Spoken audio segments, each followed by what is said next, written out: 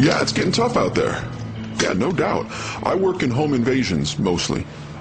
Some murder, occasional rape, if she's hot, or really bitchy. And I'm a huge advocate of gun control, absolutely. Competition is stiff, and it doesn't help that every time I kick in a door or smash a window, that I face the possibility of being shot and killed. Listen, the fact is, allowing citizens to own guns creates a hostile work environment for me and my associates. No one should have to work under those conditions. I say make them all illegal, absolutely. Make all gun ownership illegal. I mean, I break the law for a living. I'm a professional, so it doesn't really bother me. I mean, but personally, knowing that most homeowners don't have guns, that would make me a lot more comfortable, more confident, and it would surely increase productivity. No doubt. No doubt.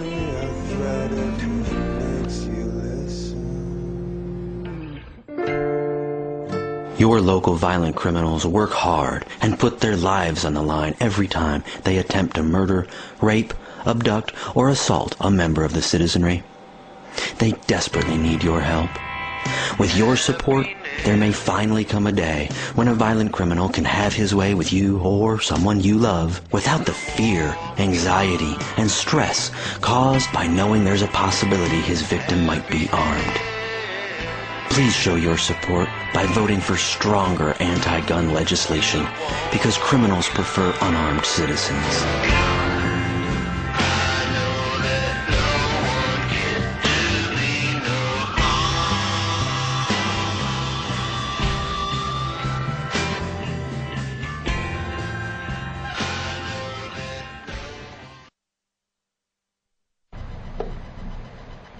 Alright guys, today I want to talk about firearms and the right to bear arms.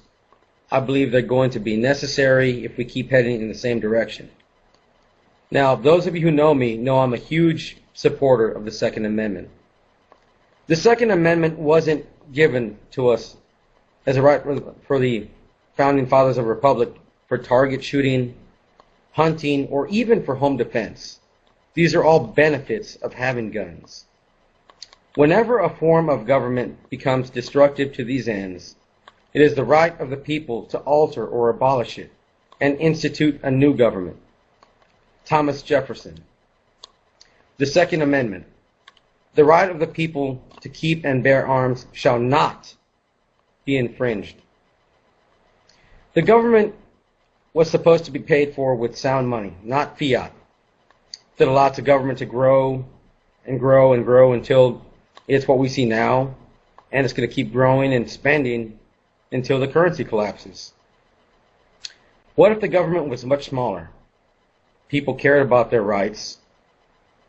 We could stand up against this overreaching government. Ben Franklin said, "Those who would give up liberty for a false sense of safety deserve neither." When the Second Amendment was written, Americans had the same weaponry as the military, because basically we were the military. The military was Army regulars and militia under coordinated military command. It was understood that we had the same weaponry. The Second Amendment doesn't say authorized arms and bear arms. The only thing harder than to fight against the military with weapon superiority is fighting the same superiority with no weapons. They've been trying to disarm us for a while. Harder restrictions, even letting innocent people get killed with Operation Fast and Furious, where the government officials told small gun shop owners to sell firearms to known criminals guys that would have not passed the background checks. They were told they were going to collect the guns right away, but they needed them to actually buy them, walk out with the guns for an arrest. They let these guns across the border, for over a year. Out of 1,500 firearms, and we're talking 50 cal and, some serious firepower. Out of 1,500, 2 of these guns had tracking devices. While claiming how guns should be tougher to get, when they're the ones selling these criminals the guns the whole time. After they're exposed, they say it was the same as Operation Wide Receiver under Bush. Now, those of you that know me, I'm no Bush supporter. But fair is fair. The Bush administration collected all the firearms. And they quit the program because they thought it was too dangerous. Give me a sec, guys. Computer froze up a little bit.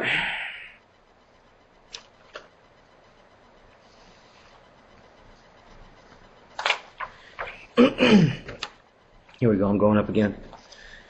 All right, well, there was the International Small Arms Treaty.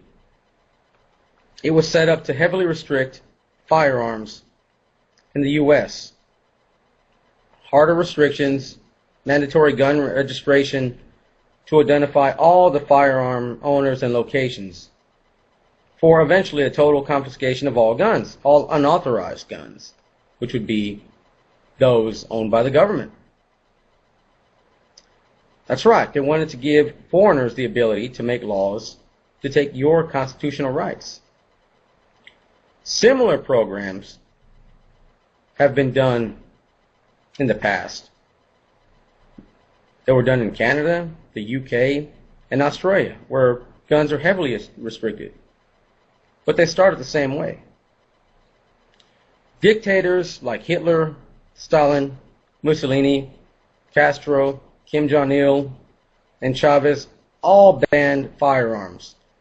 Free people own guns. Slaves do not.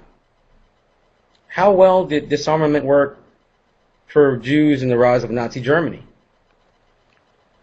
A well-armed populace is the best defense against tyranny. Thomas Jefferson. And as you can see, our executive order in chief doesn't believe in any of the principles this nation was founded under. While on his first presidential campaign, Obama said in a speech, "We've got to have a national police force just as powerful, just as strong, and just as well funded as the military." Go look it up. There's a video on YouTube, Obama Civilian Security. You can hear it straight from his own mouth. Look at what's going on around us. Executive Order, the National and Man-Made Preparedness Act, which describes re-education camps for prisoners using their Social Security. Who else has a Social Security number? What other nation? And they have national numbers. They call them different things, but suppose there was another nation out there that I couldn't find. They'd call them Social Security. Do they also have an organization called FEMA? Some would say, who cares? They will never use it. Okay, fine. Then why not have a national plan in case Santa Claus and the elves invaded? Well, because it ain't going to happen. It takes time and money to write this crap. Besides, it's happened here before. We all know about the concentration camps in Nazi Germany for Jews, but we forgot about the internment camps for the Japanese right here in the land of the free and the brave under Roosevelt. The Executive Order National Resource Preparedness Act gives the president authority to control all civil energy supplies, civil transportation, that includes your cars, and re-enable a draft. Not only for the military, but for working where seen necessary in an emergency. In times of an emergency and in peacetime. The executive order, the National Defense Authorization Act. A mere accusation is enough to have you permanently detained without counsel. And even if you can prove your innocence, they still don't have to let you go. Think about that. I mean, wouldn't a kid in elementary, if you asked them what happens if somebody is charged on something and proven innocent, well, a child would know. You let them go. Did I forget anything? Oh yeah, the president can kill American citizens without due process, as guaranteed by the Constitution.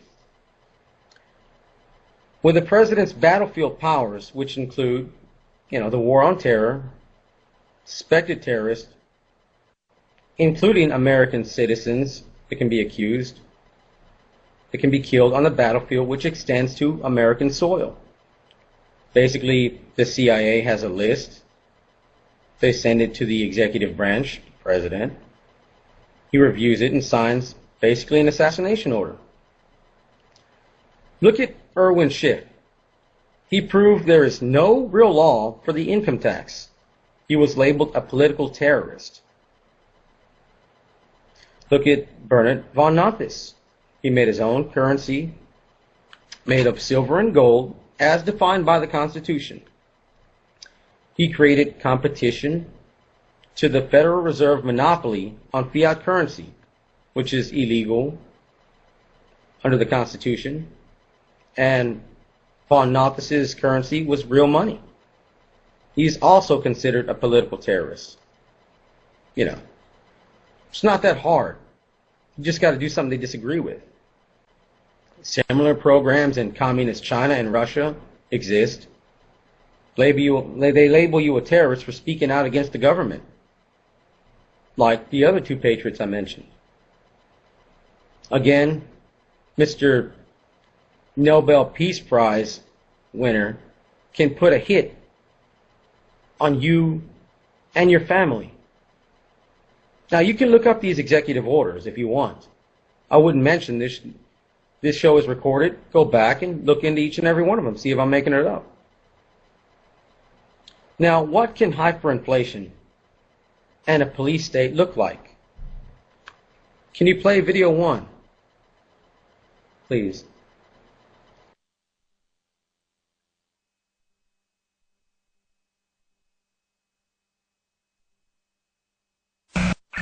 Sit rep as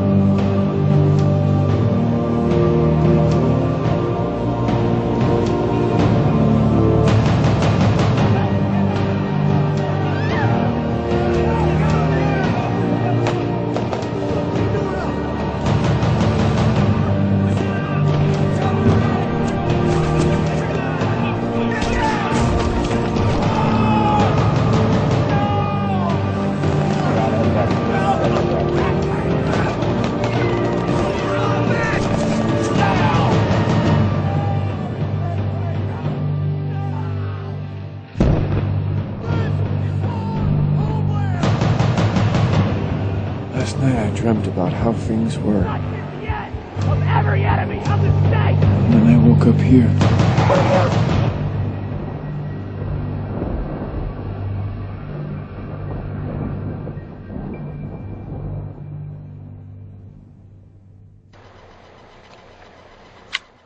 See, stuff like that has happened in the past. This is why we have a Second Amendment. So you're not helpless. Now, people say it hasn't happened here. Well, it's happened before. That's why we were given that right. You can see which way the government's heading, growing and overstepping their bounds. Now, as far as the UN Small Arms Treaty, some people say UN laws cannot supersede U.S. laws. Correct. But what if our elected leaders voted in with a 2/3 vote? That's a whole different story. That's why the Obama administration sold guns to violent criminals and claimed that they're too easy to get the public scared of them. That's why criminals who use guns to commit crimes get out fast, relatively fast for the crime. To increase gun crimes, so the public will fear firearms. Then politicians will vote however the polls, the political winds suggest. I'll post the National Association for Gun Rights link below. So this is where you sign up and you vow to vote out any senator who threatens the right to bear arms. Just had to check the comments real quick. Give me a sec. And that was the concept trailer for Gray State. I'm going to leave a link for that too. If they can get enough funding, they'll make that into a movie.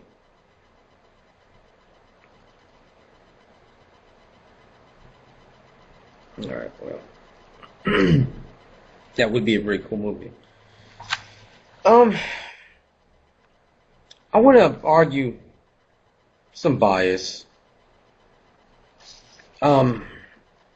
See, people think, or I'll hear, it's too easy to get a gun. That's a good one. Whenever I hear this, I always act very sincere, with curiosity. Hey, yeah, I've heard about that on the news. So, how many guns do you have? They always say none. So I sharpen up and then ask them, well, then how in the hell do you know how easy it is to get a gun? I tell them I've bought several, and there's thorough background checks. Unless you're a violent criminal buying one from the ATF with the blessings of Attorney General Eric Holder and President Obama. People say you should not be able to get assault weapons. Well, newsflash, it's hard as hell to get an assault weapon. That's a full automatic.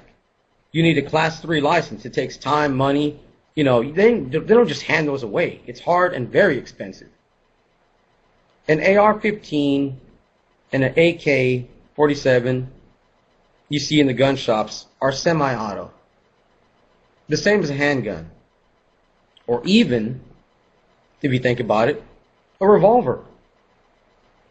One pull on the trigger means one bullet comes out.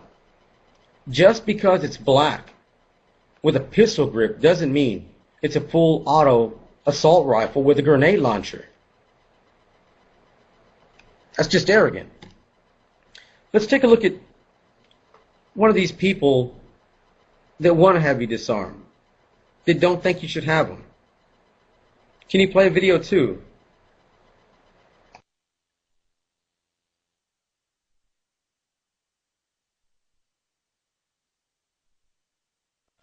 We have had enough. Enough of the NRA and their tactics. Enough of the stranglehold the NRA has in Congress and in the Senate. Rosie O'Donnell, preaching from the pulpit at the Million Mom March, spelling out a political agenda masquerading as motherhood, recruiting the crowd to push for more gun control, proclaiming it's all in the name of protecting children. We want all guns registered, all gun owners to have a license. We want child safety locks. What do we want? Gun control! When do we want it? Now! Then finally admitting it's really about restricting your right to protect yourself and your family, your right to own a firearm. There are just too many guns. It's too easy. The police department need to have it. That's all need to have it. And you don't need no gun. What you need a gun for? Mothers led to believe, but lied to by Rosie. Just a few weeks after the march, it was front page news. Anti-gun Rosie's bodyguard had applied for a concealed carry permit to protect Rosie and her children. Did Rosie have a change of heart? We called Rosie's office to find out. We were interested in seeing if we could chat with Rosie about the story that's making headlines up in Connecticut about her bodyguard applying for a gun permit. Yeah, no, she's not going to talk about that. But don't you think it's kind of interesting that she's against guns and she wants to restrict the ownership for other people? She's not against guns. That's not her stance. In other words, Rosie's not against guns as long as her bodyguard is the only one who has them. A double standard set by double-talking Rosie, who just last year took to the airwaves on her own show, declaring it's time to rewrite your rights out of the Constitution. Rosie said, quote, "I think they should have a law. No one can have a gun in the U.S. If you have a gun, you go to jail. Only police should have guns." And when it comes to the issue of right to carry, this past May, Rosie was asked on ABC TV's This Week if she opposed right to carry laws, and she quickly responded, quote, "Of course I'm against them. That would do more harm than good." What gives her the right to decide what I do with my life when you're doing the same thing? It's wrong for you or me to have arms to protect our family, but her detective that's with her, there's nothing wrong with him having a gun to protect her children. Now, why is that double standard? It's hypocritical. No guns allowed unless, of course, you're Rosie O'Donnell or anti-gun Senator Dianne Feinstein, who once held a rare California firearms permit for personal protection. It's a hypocrisy that really hit home. Celebrities and politicians preaching gun control for the rest of us, but don't practice what they preach when it comes to their safety and their rights. They can afford to hire security guards and live behind gated communities. But for single-family mothers and for senior citizens who live alone, the right to own a firearm isn't a luxury, it's a lifesaver. 911 isn't there by my side protecting me. They'll respond eventually to write up the paperwork. I live alone. Nobody's going to be there to help me, except my gun if I'm lucky enough to be able to get to it. That's the very reason these women are opposed to mandatory safety locks. They point to a recent press conference where Maryland Governor Paris Glendening couldn't remove a lock from a gun, and that was during a scripted photo op. Imagine when every second counts. They want the trigger locks on the guns. Well, I contend that then you have a law for the criminal. When he come in to rob me, let him give me 6 minutes to take my trigger lock off. A false sense of security and more gun laws that only disarm the defenseless. Like Rosie, these women have had enough. Enough of the false promises from politicians. Enough of the lax prosecutions. And enough of laws that never get enforced. The federal referrals for prosecution in this administration have fallen 40%. That means we aren't prosecuting the violent criminals who are using firearms to commit crimes. Like the young man that robbed me. He had a 25-year sentence for armed robbery. But he served only a few years, and they let him out. And then in a month or so, he was back doing the same thing. The legacy of this administration is going to be less safety and more deaths. And if you're not prosecuting people, then there's more people on the streets that are going to commit crimes.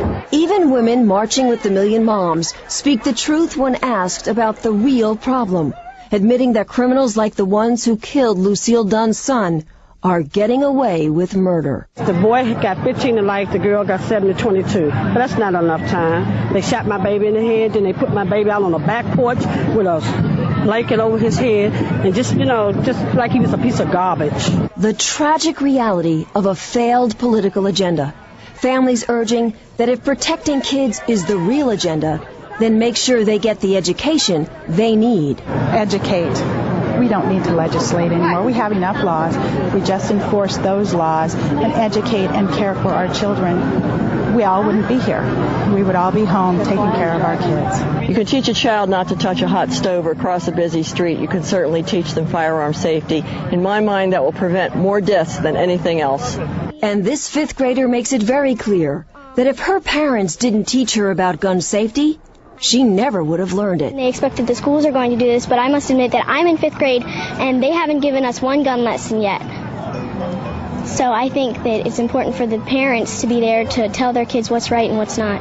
Putting kids' safety first, mothers and fathers, families and gun owners who won't be duped by Rosie's double standards. The NRA, you have been put on notice. The gig is up. Women support firearms, and not all moms are being hoodwinked by the politicians who are trying to say that the problem is law-abiding citizen. Families well aware that this so-called Million Mom grassroots movement was choreographed from Pennsylvania Avenue. This is completely about politics. It was organized by a friend of the Clinton administration who's Dan Rather's publicist. This is just an attempt to cram new gun control laws into the education reauthorization bill. This is President Clinton, Hillary, Schumer, you name them. They're all out there. They're using it for their own political gain. I mean, if you want safety for kids, you educate your children. They say we cannot defeat the gun lobby. They are wrong. We will. We must. For millions of moms and Americans concerned about their freedoms, it's a call to action that can't be ignored. No gun control! That's why, for the safety of their families and their right to protect them, they plan a different march this November, a march to the voting booth to make their voices heard. Stand up for your rights. Speak up.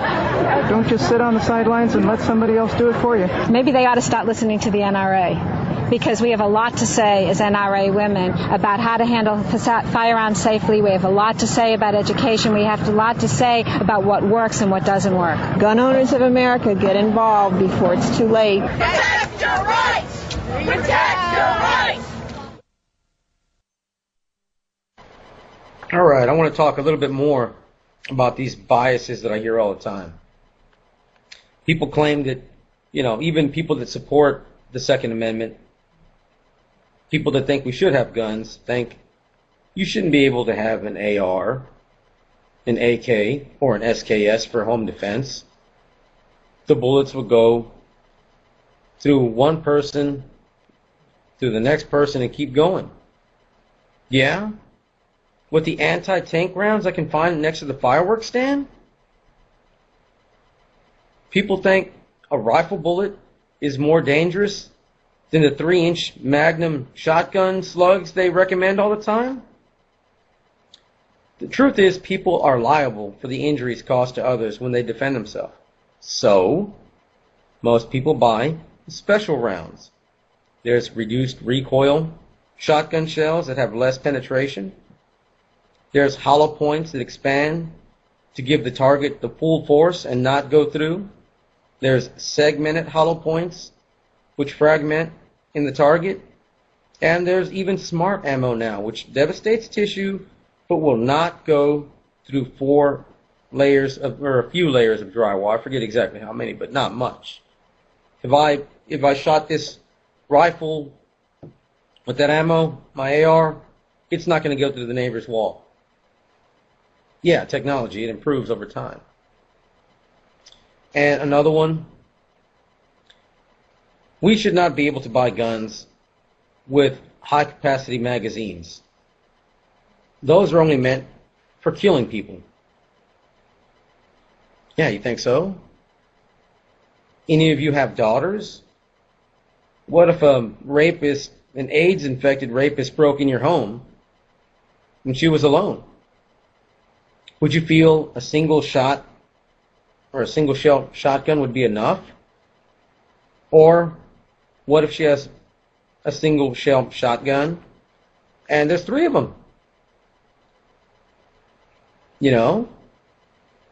Didn't people see the LA riots after the Rodney King verdict? Or watch the recordings? People were running around breaking into homes and businesses, looting, burning down buildings, flipping cars and burning them, all over the place. There were armed people on the roofs of homes and businesses with guns on the top. Some guys had rifles, and there was a bunch of them on a single building, bolt-action rifles and shotguns. And enough of these guys kept the rioters away. There was one guy alone on the roof of his business with an AR-15 who was able to deter about 30, 35, I forget how many, but it was quite a few people, by himself with an AR-15. He's alone on the roof, his family's inside, and there's a mob out there waiting to Molotov cocktail the building. Does anyone honestly think you could look him in the eye and his family members and tell him that he had too much gun, there was too much ammo in that rifle, and that he would have been better off with a 5-round bolt-action rifle? There's another misconception that less guns reduce crime. No. You think a guy who's looking to assault, rape, rob, kidnap, or kill an innocent person would not prefer his victim be unarmed by the law? If you ban guns, only the criminals have them. Look at Chicago, New York. There's no gun shops. But how many people are killed by guns? The murder rate goes up, not down. If only sickos have them.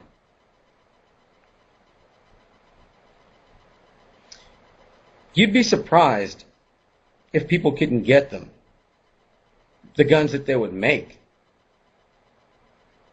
Black powder, I mean, it's not really that hard to make. And a crude projectile, you can make very dangerous weapons. I mean, how many of our troops are killed by improvised weapons as opposed to being shot? These people don't care. You're only disarming the innocent people, the law-abiding citizens. Criminals fear armed citizens more than they fear police. Why? Because the average person isn't thinking about procedure. They're thinking they will defend themselves if you try to harm them. When seconds count, the police are only minutes away. You can pull out your phone from your pocket and call 911 and wait for a while. Or you can reach into your holster and call Mr. 1911. Which one would you prefer? Let's look at a video on gun control and the crime rate. If you could play video 3.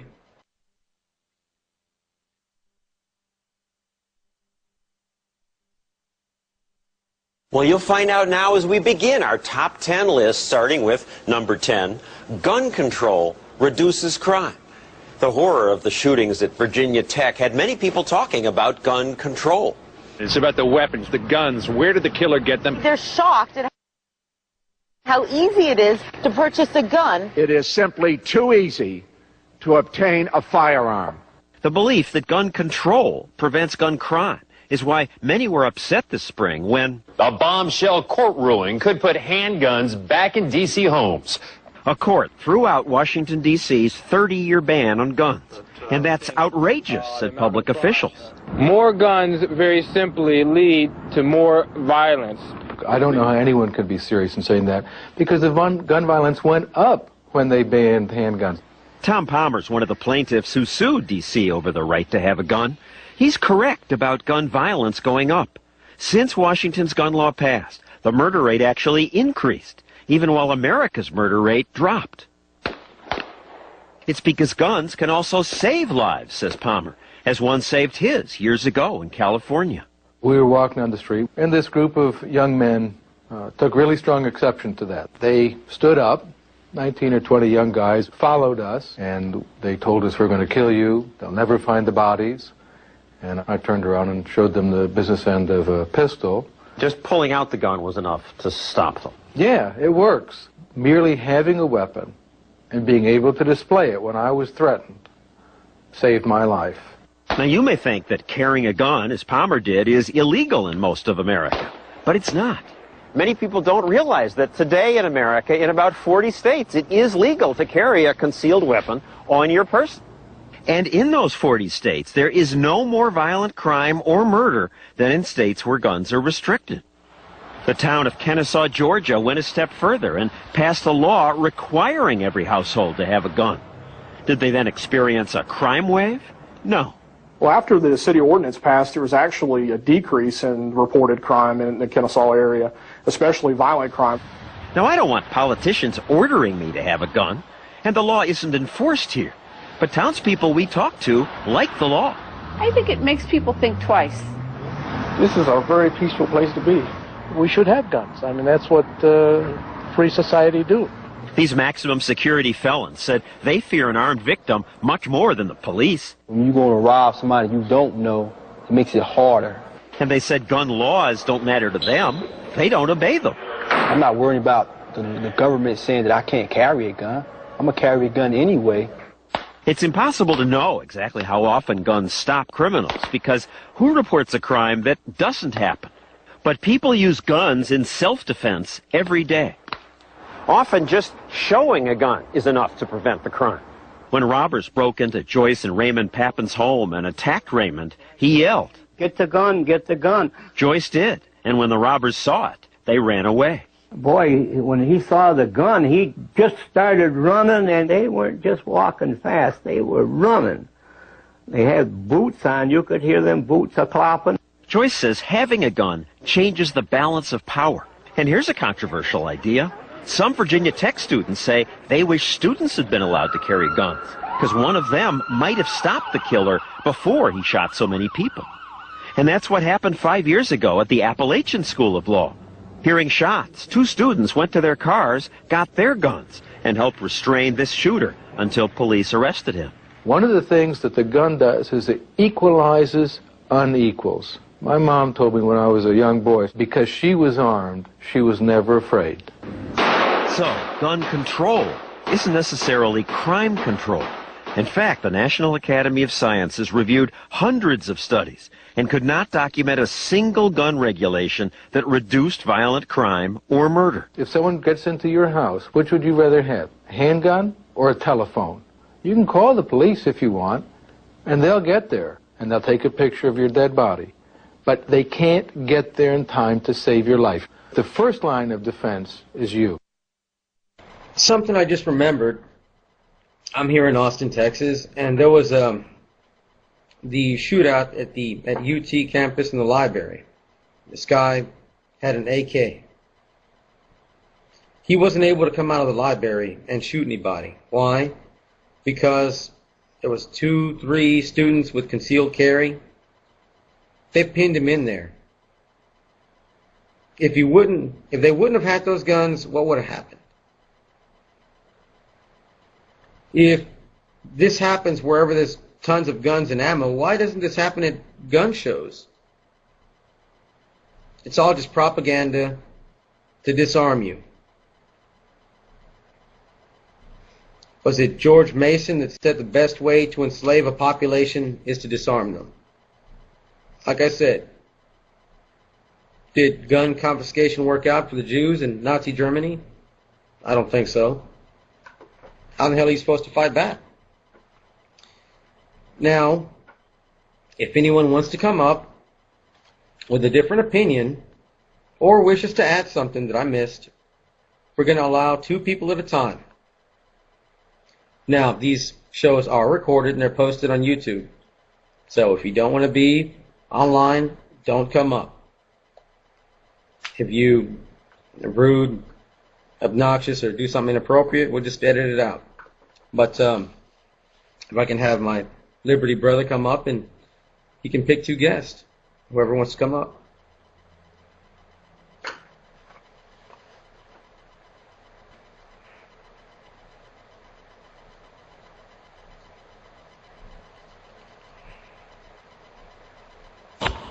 All right, I'm about ready for a nap.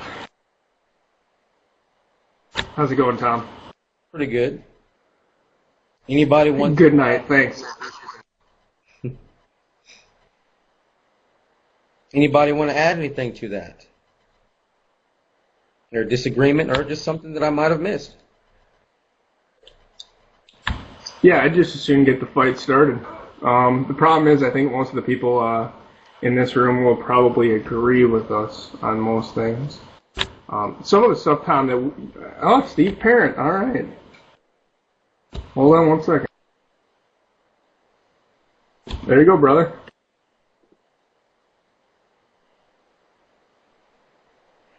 There we go. I think I'm there. Can you guys hear me? Loud and clear. What's going on, brother? How you doing, Tom? Hey, I'm Shane. doing all right.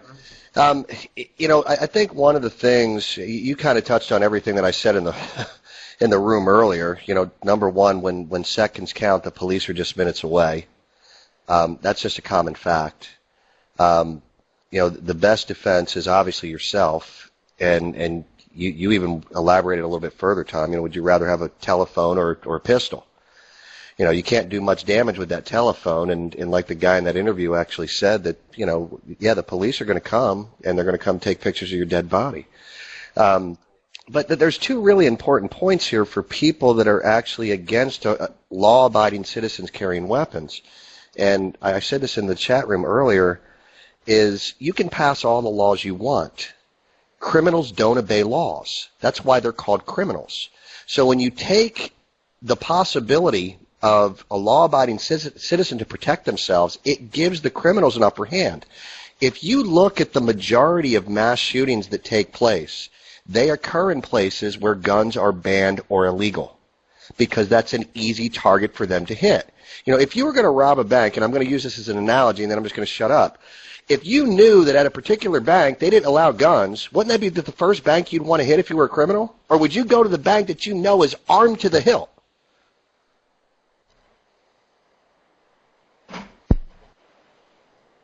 I mean, yeah, good point. Like I was saying about, this doesn't happen at gun shows where there's ammunition people are selling and guns, you know. I mean, even there you got to do paperwork. It's not as easy as people think, but if that was the truth, why don't shootouts happen there all the time? You got a bunch of good old boys out there, guns and ammo. You know what's going to happen to you if other people are armed. I remember Shane told me something about, what is it, that Colorado shooting, there was one before that? Yeah, I actually did want to cover that as one of the things tonight. You know, I think part of the problem with the guns is we're trained through the media and through schools and other things that all guns are bad, all things that have to do with guns are bad, and that they're only out to kill and hurt others, and nothing good can ever come of them. I can't take 100% credit for this. This was actually brought to my attention by my brother-in-law. He's been waiting patiently for somebody to ask him, you know, well, what do you feel about the Aurora shooting? And his response to that is, well, which one? See, most people don't understand that back on April 24th, there was another Aurora shooting where a gentleman tried to enter a church. In the parking lot, he actually shot the pastor's wife, and then as he tried to enter the church, an off-duty officer shot and killed him, probably preventing many other people from being shot. It was probably reported on the local news, maybe not. But until we can start to resolve this issue where we only report the bad crimes when it comes to guns, we're going to have a very tough time getting people on board that can acknowledge the fact that guns can be used in our favor or for our good.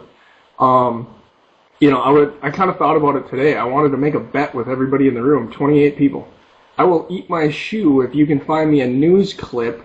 It actually has to be like from a 5, 6, 10 o'clock news clip where they show a gun being used to prevent a crime in a good way. Yeah, I don't think you'll be eating that shoe. Now, you know, guys, I just posted a video down here. This actually happened in July of this year. Two robbers decided to come in and rob an internet cafe.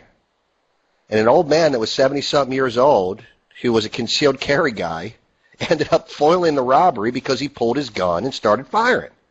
Yeah, that's a great video. You know, I just don't understand how logical people can think that law-abiding citizens protecting themselves and fellow citizens is a bad thing. Anyone that thinks anything to the contrary is either illogical, a complete idiot, or has a political agenda. Period.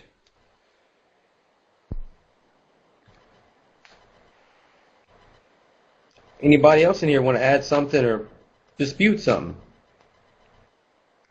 It's a really broad topic, so I mean, I'm sure I missed something. Or ask a question from one of us and we can answer it. And Tom, we've talked about that a lot. You know, this isn't a one and done kind of thing. This is a discussion that will be had forever. You know, the goods and the bads of the guns. And I think that it always comes down to this emotional feeling of, well, you know, we need to have our guns so that we can go duck hunting. Okay, that not why we have the right to own guns. Sorry, but and as much as I love duck hunting, but that's not the purpose here. So we need to get more people to put the emotion out of it and look at it from a moral freedom standpoint. You know, though, Shane, that is one reason to have a weapon, is to hunt. I agree with that. But if you actually look back at history of our founders, the true purpose of the Second Amendment was to protect the American people, or at least attempt to protect them from a tyrannical government. That was the true purpose of the Second Amendment. You know, we have to understand history if we're going to change things for the future for the better. And that seems to be the biggest problem that I see when I try to engage people, is they just don't understand history. They know what they saw on Fox News last week, but they can't actually tell you what actually happened in the report that they're talking about, that they reported last week that happened a year ago. Because they don't do their research. They're not educated. See, we as the American people as a whole are extremely lazy. You know, if any of you ever listen to my radio interviews during the last election, I talked about this a lot. I got a lot of flack for it, but it's the truth. Most of the American people in most cases are too lazy to do things for themselves. They would rather have somebody else do it for them, because that's the easy way. You don't have to get involved. You don't have to engage in people. You don't have to put in the time and the work. And this is exactly how the government has been able to take control the way that they have, because we as the American people have not been involved. Now, I don't know about this room specifically, but I'd be willing to bet that there's a good percentage of people in this room, and I'd like to ask everybody, how many of you have been to a city council meeting in the last 6 months? Anybody in this room been to a city council meeting to see what's going on in your local county? You know, Stephen, and just to add to what you were saying there, you know, as far as people being lazy, I truly believe that people, as much as they want to deny it on a personal level, they like being told what to do, what to think. I mean, they do it every night. They turn on the news, and then they take that to work the next day, and then they you know, talk about it with their friends. They're like, hey, did you see the 5 o'clock news? They said, you know, such and so, or whatever, and everybody eats that up as truth. And, you know, and until we can get away from that being the truth, it's going to be this constant battle. Tom and I talked earlier today, you know, you could do a heck of a lot of damage with a aluminum baseball bat. Yet I can go to Walmart and buy 20 of them in 15 minutes right now if I wanted to. But when it comes to a firearm, everybody's like, whoa, you can't have guns. You know, I have like 5 guns around me right now.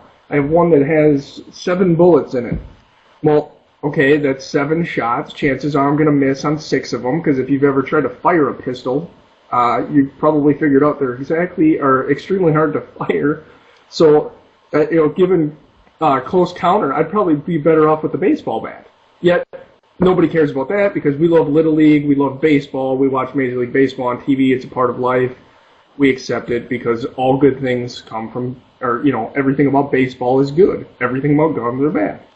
So I would really like to start to see a change as far as the outlook on guns. I'd like to see that outlook change to, wow, this is actually a tool that I can use to either defend myself or I can own it to defend myself against this government that we have.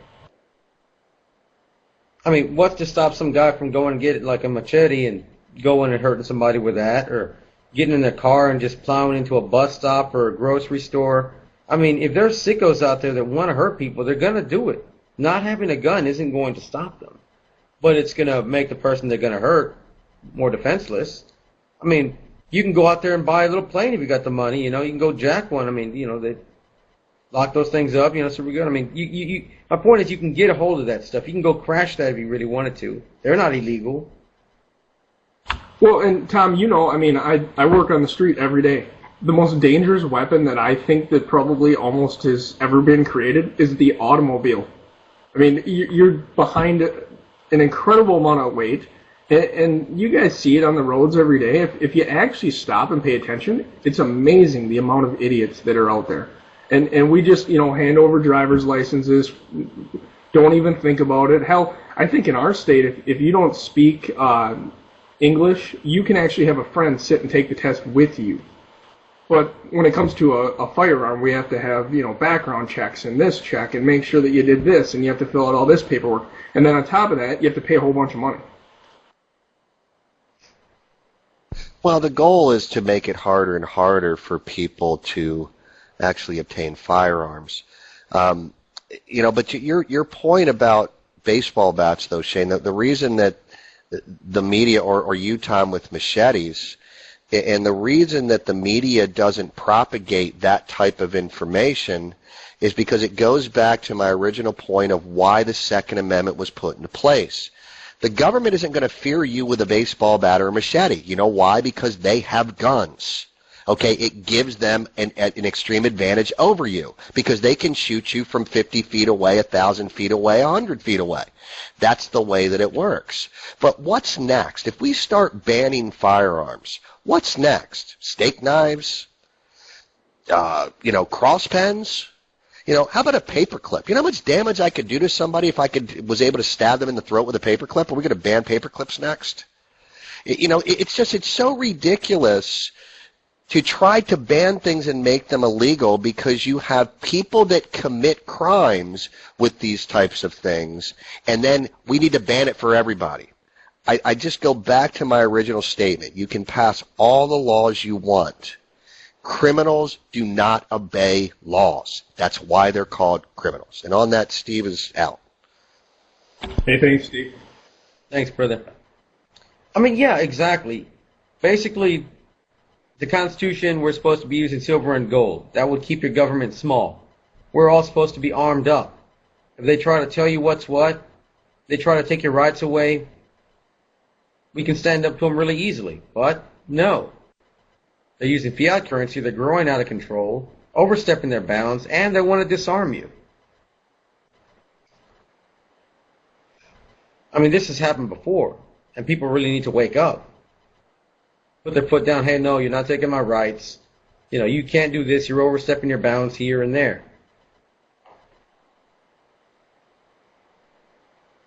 Yeah, and I think that, you know, arming ourselves and being prepared for anything is the most important thing that we can do. This is my personal belief that I don't want to speak for everybody, but I truly believe that the government's actually quite scared of us. They continue to make more and more laws and write more and more legislation every single day. I think they're actually running scared. If you've ever dealt with an individual or even played like a board game and that you weren't real familiar with, and you start to win, maybe the other person, maybe it be a brother or a friend or a cousin or whoever you're playing with, they'll start to make up rules as they go because they know they're getting beat, and they're starting to run scared. They don't want to lose, and I think that ultimately we are making a difference, and there's no better way to defend yourself against a government that wants to hold you back than to arm yourself. We have that right. I think it goes well beyond the Bill of Rights. I think that is something that we ultimately just deserve to have as ours. I don't think we need any laws or anything like stating that we need that right.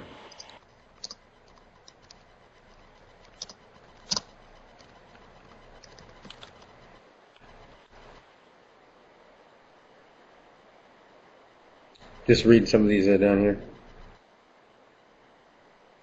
Shane, why don't you come up here? You're loud.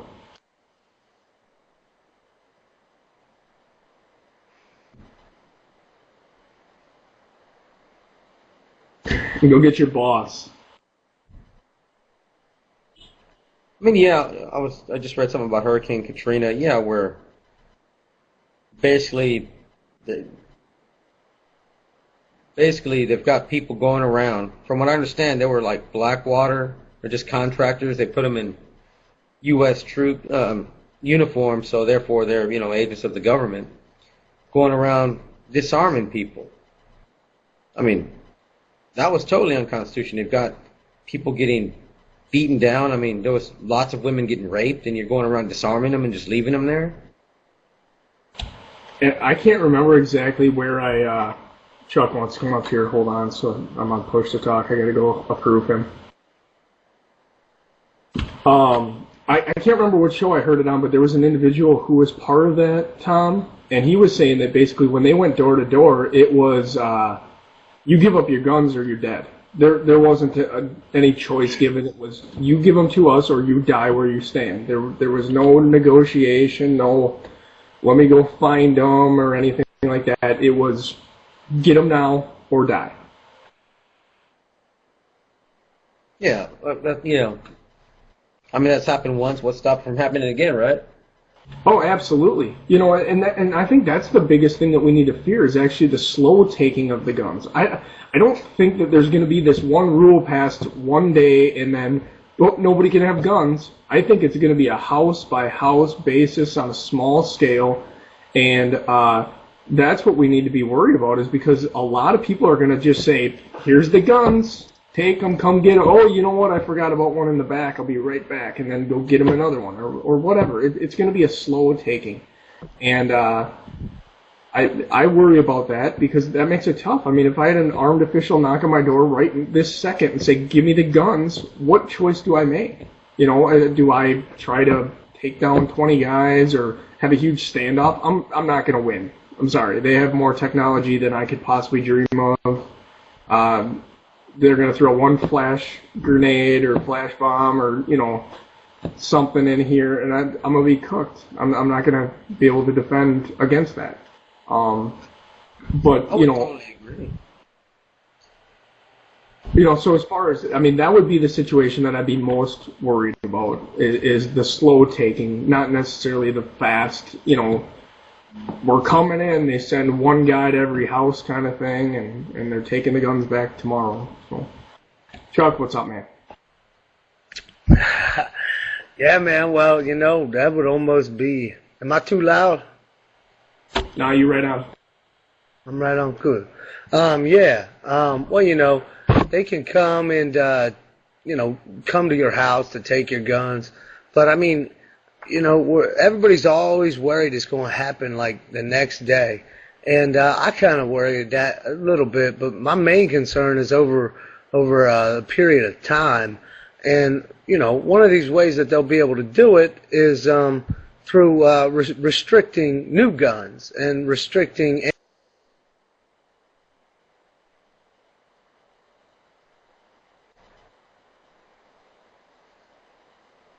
ammunition. And, man, shit, that motherfucker put 10 shots in that guy. He must have really did something wrong, and he's making a joke about it, and it's kind of funny the way, Chris Rock's hilarious. But, what happens when they do that? Yeah, you can reloading and stuff like that, but then, they can't keep control of the reloading. I got friends, man, my former brother-in-law, that's all him and his brother do is, reloading, man. They make a killing, man. That's all they do. And, once they outlaw that, then, we got to outlaw this reloading because now anybody can get bullets. And I really think that they're going to come down on bullets before they come down on guns. Because if they come down on guns, Look, down here in North Carolina, hollow points is fine. Up north, you can't have that kind of stuff. So what happens when all these people from up north is coming down here? Now they're talking about, oh, we need to restrict these hollow points. The only thing they're for is to kill cops. Well, it's not to kill cops. It's to kill anybody who's coming into your house that's a maniac, And it blows my mind how they think the cops can be all good. We just had a police officer down here in Charlotte. He was going around and, pulling over people he knew was Latinos and, forcing the women to have sex with him or saying, hey, I'm going to report you to ICE and then you'll get deported. And he did this to like 20 different women, And that's the kind of shit, man, where you need to be able to smoke a cop or whoever. I mean, just because you're a cop doesn't necessarily mean that you don't deserve what you got coming. Now, most cops is good guys, and that's why I love cops. I talk to them, and that's who we need to reach. But anyway. It's funny you're talking about, like, restricting this hollow points. I mean, I saw an article saying that the Department of Social Security bought, I don't know how many hundreds of thousands of rounds of hollow point. Hollow point, the expensive stuff for target practice. What the hell do they need that for? Well, and if you want to look at it, the country through the rosiest glasses you can put on, you can look at it as, oh, well, maybe the government will be trying to do good and the angry mobs will raise up and the crazy tea partiers or the crazy occupiers, and they're just protecting all the good people that are doing the right thing if it ever comes to that. Yeah, it's for killing us, whether it's for a good reason to protect the good citizens from the bad citizens or whatever. It's still to kill us. It's still to kill the population, or the people that they would deem a threat. Now, are they worried about, Sarah Palin and the Tea Party or, Michael Moore and the occupiers? No, they're worried about us. Yeah, probably. I mean, what I would see is maybe they see what's going on with the dollar. Maybe they see how it's getting weaker. They know how it's going to end because they have to, there's got to be somebody that looks into Austrian economics. And you would see riots. So you got people, rioting, hungry, they're desperate. Well, hell, we got to do something about that. As bad as it sounds, I mean, they've got to know what's coming up. They can't let us know that, but they have to know what's up. Oh, and man. yeah, that's probably for rioters and stuff, when things get really rough. Yeah, and I do believe that in a way they want to riot. I believe they want the Arab Spring and they want the Muslim Brotherhood, and it's a way for control. I mean, look what happened in Europe and stuff like that. It's crazy. So, yeah, and the truth is, most Americans are going to be happy about this because they don't know what's going on. All they want to do is stay in the suburbs and have their house and, watch the football game and just bitch about the referees blowing a call or whatever. And hey, I like watching football too, man. Shit, I mean, somebody bitched at me the other day, like, oh, I can't believe you watch football. Man, I just threw an end of Fed rally. I've thrown like 3 rallies in the past 4 months. They've all been huge. Went to the RNC, the DNC, all kinds of stuff. I can watch football too. I'm not obsessed with it, like some people, but whatever you want to do. The point is, most people are oblivious to all this stuff, or they're in denial is really what it is. They deep down they know what's going on, but they're scared to admit it. Well, and I think that's because it's scary stuff. There's a lot of substance here that we deal with, on a daily basis. I mean, Chuck, you know that better than anybody.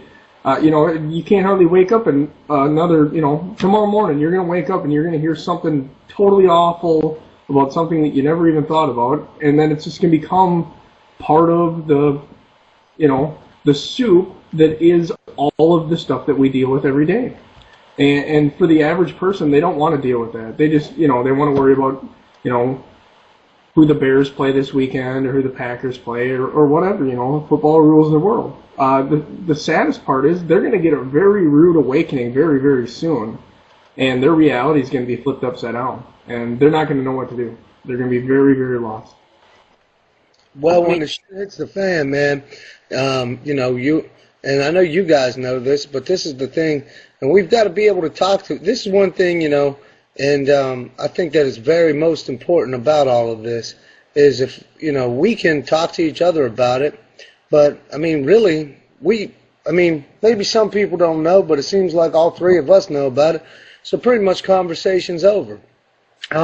Or we got to try to wake up some of these other folks that are good people, because the more people that is awake, the less chance of this happening is that it's going to happen. So what's next? You know, we talk about it on here. We talk about what's going on.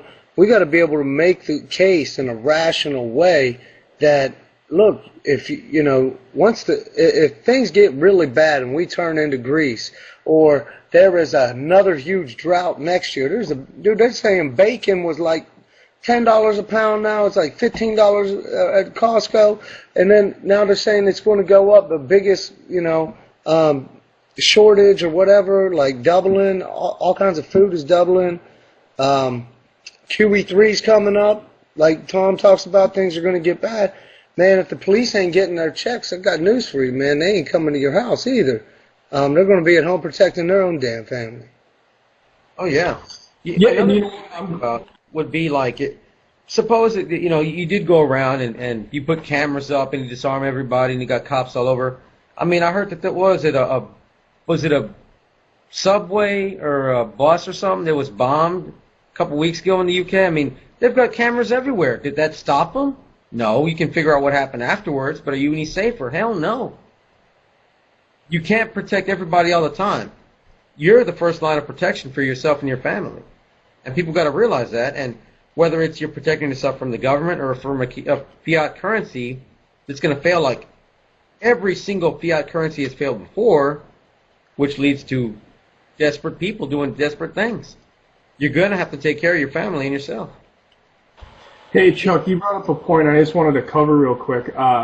Nobody knows this. I haven't mentioned it to Tom. I haven't even mentioned it to Shannon, who I talk with about 400 times a day.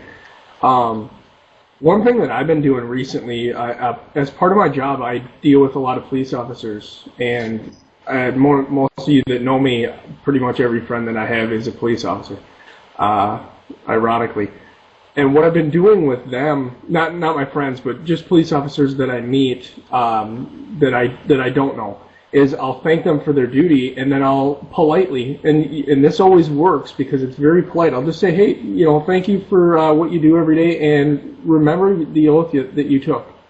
And, you know, if it only makes them just question for a couple of minutes, like, oh yeah, when I graduated and took this oath, you know, they kind of review what it was, and hopefully just doing the smallest thing like that will help them to remember what they're doing and why they're doing it. And when it comes time for them to be told by their superiors to come and arrest me for some bullshit reason that I don't need to be arrested for, they're going to remember that. I'm just, you know, I mean, chances are they probably won't, but I'm just hoping that it does a little bit of good and puts something in their mind for them to, you know, turn down those orders or basically just say, I'm not doing that. That's not the right thing to do. Because, I mean, yeah, you can be a good person and think you're doing the right thing when you're actually not. You know, and that's what it is. They may think that all these laws and everything that the government's putting through, you know, well, they're our elected officials, so they must obviously know what's going on and be the best for the job and follow the orders that come down. Just by being good people and just doing their job.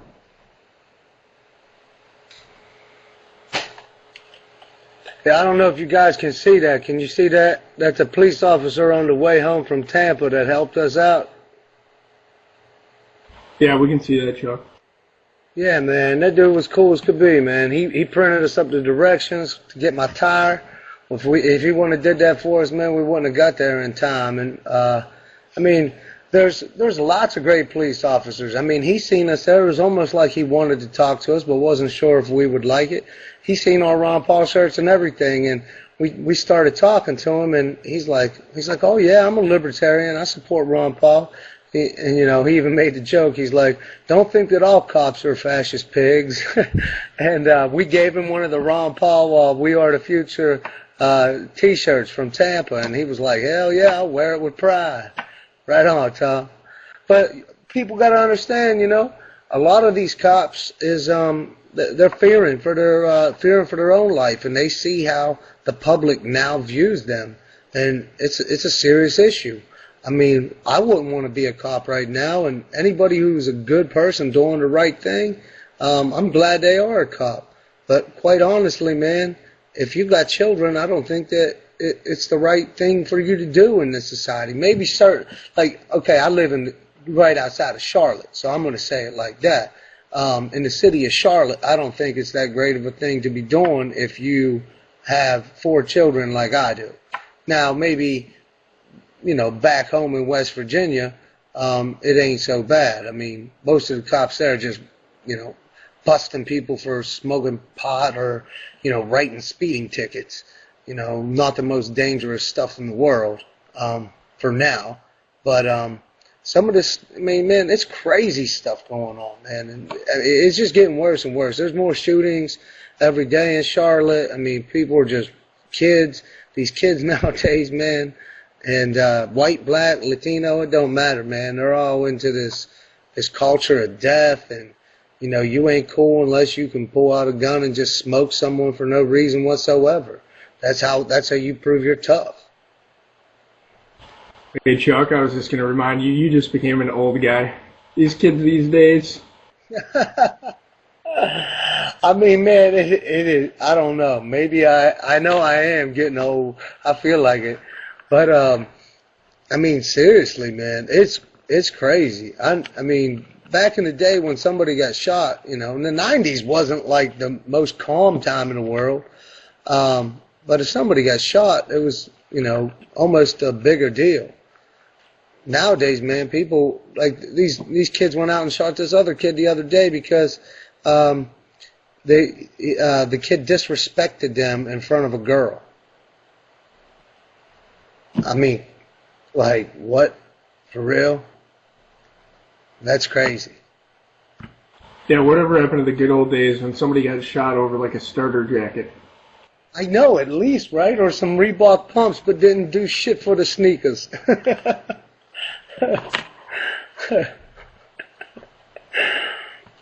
That's funny. Immortal tech. I wish you was sad. No, just see if anybody wants a last chance to come up, and I guess we'll just finish her up unless anybody's got anything else. No, I'm good, man. This conversation is never ending, so we can go for about 4 days and not accomplish much.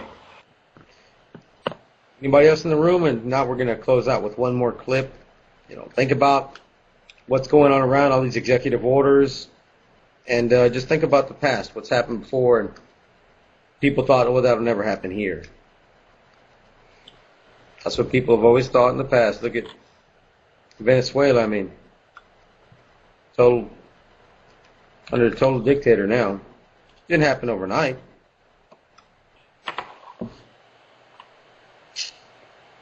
Argentina.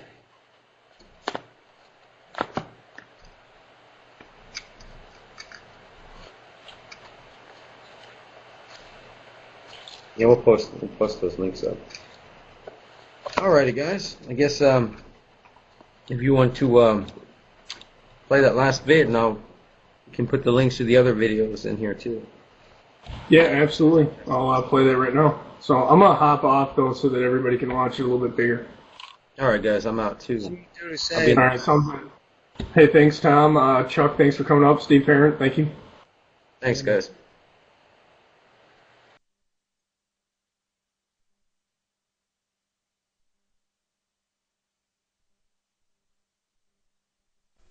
In history, there are events which stand as milestones, marking points of no return. Usually, however, such moments are only visible in hindsight. The Enabling Act passed by Hitler in 1933, followed by the Reichstag Fire Decree, were passed in Germany with little resistance and without public outcry. And even though those laws nullified the German Constitution and handed the power of life and death over all German citizens to one man, no one noticed that the line had been crossed. No one expected the chain of events which were destined to unfold. No one understood that Germany had already passed the point of no return. On December 15th, 2011, on the 220-year anniversary of the ratification of the Bill of Rights, the U.S. Senate passed the National Defense Authorization Act of 2012. The bill officially gives the military the right to arrest anyone, U.S. citizen or otherwise, and to hold them indefinitely without trial. And since the government will not be required to produce one shred of evidence to support its claims, a mere accusation of belligerent activities is now all that is needed to declare you an enemy combatant and to make you disappear forever. You might hope that such powers will never be used, but history consistently proves otherwise.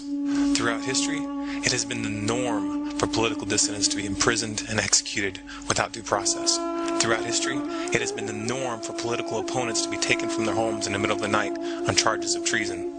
When a government assigns itself the power to imprison and kill without trial, its motives are always the same. The United States is not an exception.